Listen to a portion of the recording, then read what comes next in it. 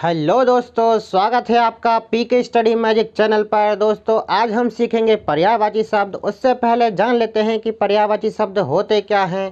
दोस्तों अपने भारत में अलग अलग भाषाएं बोली जाती हैं। हर क्षेत्र में अलग अलग भाषा का उपयोग किया जाता है, तो उनके साथ में अलग अलग वर्ड का भी उपयोग किया जाता है। मतलब एक ही चीज़ को अलग अलग नामों से जाना जाता है, वही पर्यायवाची शब्द कहलाता है।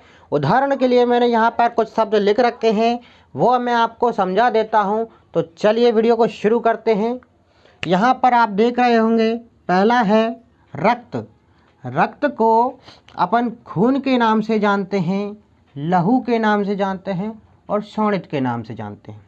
अपन तो ज़्यादातर खून बोलते हैं, लेकिन कहीं कहीं पर आपने हॉस्पिटलों में अक्सर सुना होगा कि रक्तदान बोला जाता, तो वहाँ पर अपन ब्लड देते हैं, ब्लड खून।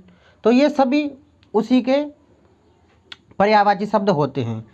रक्त के पर्यायवाची शब्द हो गए खून, लहू और शोणित।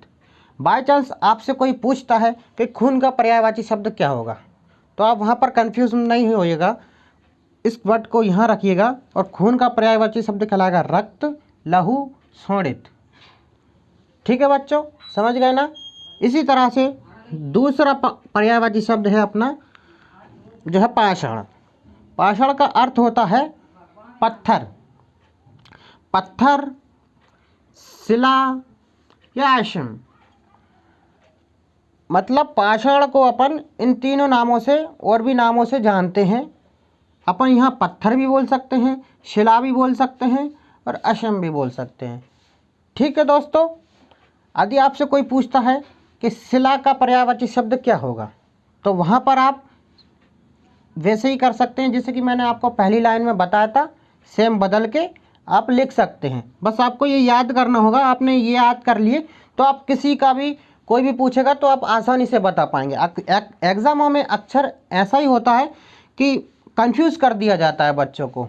आपको लिख देंगे शिला, अभी मैंने पाषाण का बताया है, यहाँ पर वो शिला लिख देंगे और आपसे बोलेंगे इस शिला का पर्यायवाची शब्द लिखिए, तो आप वहाँ पर कंफ्यूज हो जाएंगे। तो वहाँ पर आपको कंफ्यूज नहीं होना है, आप तो सिर्फ ये याद कर लीजिए। बाकी इनमें से जो भी नाम पहले आ जाए उसके बाद ये सारे नाम आप लिख दीजिएगा, आपके पर्यायवाची बिल्कुल सही होंगे, आपको 5 नंबर बराबर मिलेंगे। दोस्तों ये तीसरा पॉइंट है माही।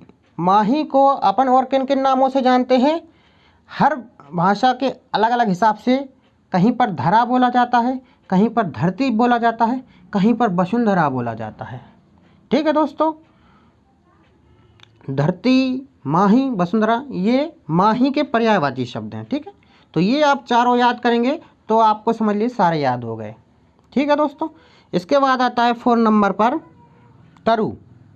तरु को क्या बोला जाता है।